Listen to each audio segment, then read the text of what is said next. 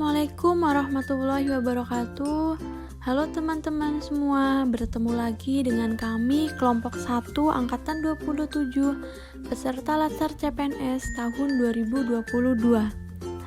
Pada kesempatan kali ini kami akan melakukan wawancara dengan 3 narasumber yang berbeda mengenai topik wawasan kebangsaan dan bela negara.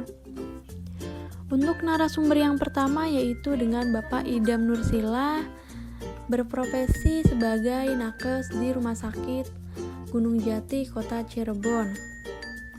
Untuk narasumber kedua dengan Ibu Munasi, seorang pedagang di Pasar Sumber. Dan untuk narasumber yang ketiga dengan Ibu Dian Syala Frilian yang berprofesi sebagai guru sekolah dasar. Yuk kita simak apa saja pertanyaan dan jawaban yang mereka utarakan dari pertanyaan yang kami sajikan. Baik, terima kasih sebelumnya Bapak sudah dapat meluangkan waktunya untuk bergabung bersama saya di sini.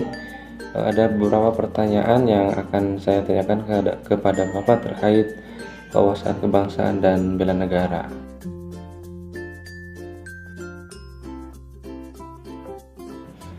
Mungkin yang pertama, apa yang Bapak ketahui mengenai wawasan kebangsaan dan bela negara?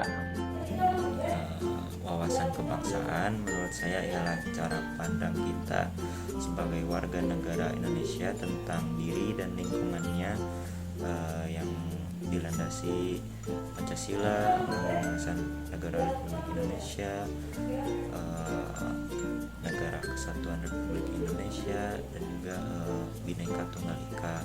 Kalau bela negara, menurut saya itu sikap dan perilaku kita terhadap kecintaannya terhadap Indonesia yang dilandasi juga sama tentang Undang-Undang Dasar, Pancasila, juga Bhinneka Tunggal Ika. Oke, menurut Ibu, apa itu wawasan kebangsaan dan bela negara, Ibu? Wawasan itu cara pandang kita terhadap Indonesia agar Indonesia tetap taat dan patuh biar aman dan makmur. Kemudian untuk bela negara sendiri itu apa, Ibu, menurut Ibu? Bela negara melindungi negara agar negara itu jauh dari ancaman, agar tetap utuh dan adil dan makmur. Pertanyaan pertama, apakah yang Anda ketahui tentang wawasan kebangsaan dan bela negara? Menurut saya, wawasan kebangsaan adalah cara pandang bangsa Indonesia tentang diri dan lingkungannya, mengutamakan persatuan dan kesatuan yang dilandasi Pancasila, Undang-Undang Dasar 1945, Bhinneka Tunggal Ika, dan Negara Kesatuan Republik Indonesia. Sedangkan bela negara adalah sikap dan perilaku warga negara yang dijiwai oleh kecintaan kepada Negara Kesatuan Republik Indonesia berdasarkan Pancasila dan Undang-Undang Dasar 1945.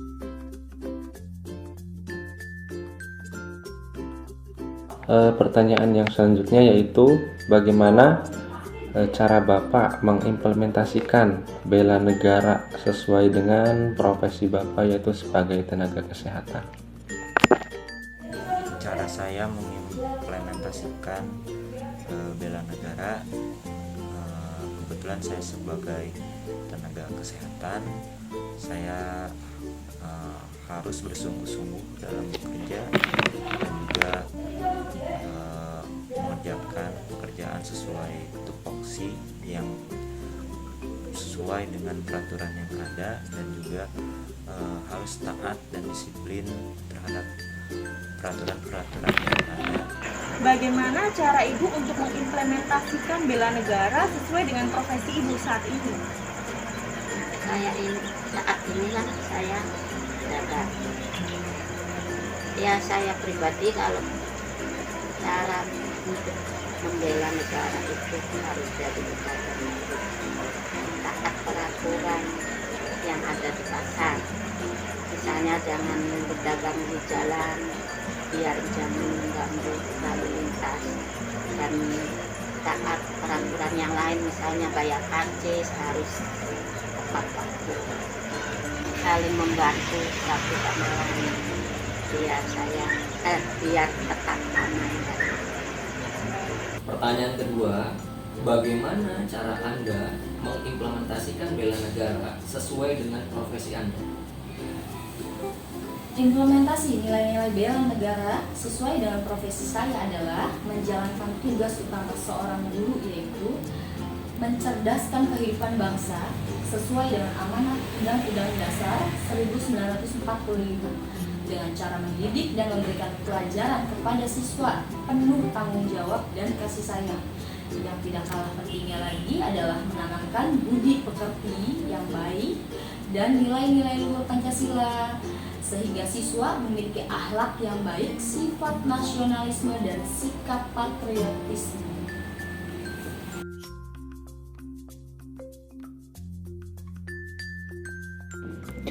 Saat ini kan sering beredar tuh isu hoaks di masyarakat. Bagaimana pendapat Bapak tentang isu hoaks tersebut, dan bagaimana cara mencegah isu hoaks tersebut menurut pandangan Bapak? Hoax itu suatu berita yang dimana berita tersebut bisa direkayasa ataupun dimanipulasi sehingga tersebarlah isu-isu yang tentu untuk kejadiannya. Kita sebagai penerima informasi tentu harus lebih pintar dan lebih cermat terhadap berita-berita yang muncul di media sosial. Cara mencegahnya tentu yang pasti pembuat berita harus lebih jujur, harus lebih jujur dan tidak ada yang bohong. Namun pasti selalu ada oknum tidak jujur. Makanya kita sebagai penikmat berita atau penerima informasi harus lebih cermat, lebih pintar dalam menerima informasi. Informasi dari berita tersebut kita tanyakan langsung kepada orang yang dalam berita tersebut, ataupun kita lihat sumber narasumbernya itu valid atau tidak. Pasti kita jangan langsung percaya ketika ada berita-berita yang muncul yang belum tentu kejadian. Sekarang saya ingin menanyakan, saat ini kan banyak beredar berita hoax ya Ibu ya di masyarakat. Menurut Ibu hoax itu apa dan bagaimana cara mencegah biar hoax itu tidak menyebar Ibu? Hoax itu berita yang tidak baik. Sebenarnya kalau saya pribadi nggak usah ditanggapi, karena itu bisa memecah belahkan negara kita sendiri. Nah, jika Ibu mendengar berita hoax, apa yang Ibu lakukan? Saya tidak akan mendengarnya dan harus meneliti dulu, karena kadang-kadang benar, kadang-kadang enggak. Biar bangsa negara ini aman dan makmur, nggak bisa ikut-ikutan menyebarkan berita yang tidak baik. Oke, pertanyaan selanjutnya atau pertanyaan nomor 3. Saat ini sering beredar isu hoaks di kalangan masyarakat. Bagaimana pendapat Ibu tentang isu hoaks tersebut dan bagaimana cara mencegahnya? Pendapat saya, hoax adalah berita atau pesan yang isinya tidak dapat dipertanggungjawabkan, baik sumber beritanya maupun isinya, atau berita yang tidak jelas kebenarannya dan asal-usulnya. Selanjutnya, cara untuk mencegah hoax adalah tidak termakan oleh judul yang provokatif dan tidak menelan informasi secara mentah-mentah dengan memeriksa sumber berita. Selanjutnya, tidak turut serta menyebarkan berita hoax tersebut. Oke, terima kasih banyak Bapak sudah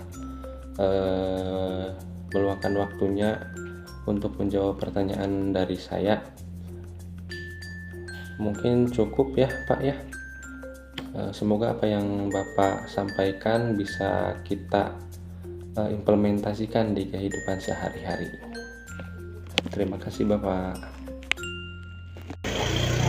Terima kasih sekali Ibu waktunya. Saya undur diri.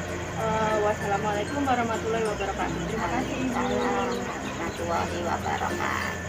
Terima kasih atas waktu dan kesediaan dari Ibu Nia untuk menjawab pertanyaan dari saya. Sehat selalu untuk Ibu Dian dan keluarga. Nah, dari hasil wawancara yang kami lakukan pada 3 narasumber yang berbeda tadi, kami dapat menganalisis bahwa setiap bangsa memiliki jiwa bela negara di dalam dirinya, khususnya setiap narasumber yang kami wawancarai, dan bahwa pada dasarnya mereka semua paham dengan wawasan kebangsaan dan arti bela negara. Hal itu nampak dari cara mereka menjelaskan bagaimana mereka ikut berpartisipasi pada aksi bela negara sesuai profesi mereka masing-masing dan bagaimana mereka berkontribusi dalam meminimalisir berita hoax. Berita hoax ini merupakan isu global yang dapat mengancam keutuhan dan kedaulatan negara dan bangsa apabila tidak diselesaikan dengan segera. Setelah kita melakukan analisis, dapat disimpulkan bahwa wawasan kebangsaan adalah cara pandang bangsa Indonesia dalam rangka mengelola kehidupan berbangsa dan bernegara yang dilandasi oleh jati diri bangsa dan kesadaran terhadap sistem nasional yang bersumber dari Pancasila, Undang-Undang Dasar 1945, NKRI, dan Bhinneka Tunggal Ika, guna memecah persoalan yang dihadapi bangsa dan negara demi mencapai masyarakat yang adil dan makmur. Kemudian, bela negara itu harus dimiliki oleh setiap warga negara Indonesia tanpa memandang ras, suku, agama, profesi, pangkat, golongan. Karena menurut pasal 27 ayat 3 Undang-Undang Dasar 1945 yang menyatakan tiap-tiap warga negara berhak dan wajib ikut serta dalam upaya pembelaan negara. Dan bela negara itu muncul karena kecintaan terhadap bangsa Indonesia, ingin menjaga bangsa Indonesia dari segala ancaman ataupun bahaya agar masyarakat bisa hidup tenang dan aman. Maka apapun profesi kita, baik itu yang pekerjaannya di balik layar, pemangku kebijakan, pembuat peraturan, dokter, sampai rakyat kecil pun harus bisa mengimplementasikan sikap bela negara sesuai profesinya agar negara Indonesia terhindar dari ancaman, gangguan, hambatan, dan tantangan. Apalagi saat ini banyak beredar berita hoax yang meresahkan. Dan tak heran banyak mengadu domba banyak kalangan, maka kita seluruh masyarakat Indonesia tanpa pandang bulu harus memutus rantai penyebaran berita hoax itu. Dengan cara 1. Lihat sumber pengirim pesan. 2. Cari informasi yang relevan dan terpercaya. Ketiga, hindari komentar terhadap suatu informasi yang belum jelas kebenarannya. Keempat, hindari share atau membagikan informasi yang belum jelas kebenarannya. Yang kelima, hati-hati dengan judul yang provokatif. Cara keenam, cermati keaslian foto jika disertakan. Ketujuh, ikut bergabung dalam grup diskusi anti-hoax. Yang kedelapan, jangan mudah percaya dengan suatu hal tanpa melihat fakta. Yang kesembilan, berpikir logis dan memiliki pendirian. Dan yang terakhir, membaca berita pada sumber yang terpercaya. Demikian wawancara dari kelompok kami. Semoga kita selalu bisa menjaga NKRI dari segala macam ancaman, gangguan, hambatan, dan tantangan dengan terus mengimplementasikan upaya bela negara di kehidupan kita sehari-hari. Mulailah bela negara dari hal-hal kecil dari diri kita mulai hari ini dan seterusnya. Terima kasih. Wassalamualaikum warahmatullahi wabarakatuh.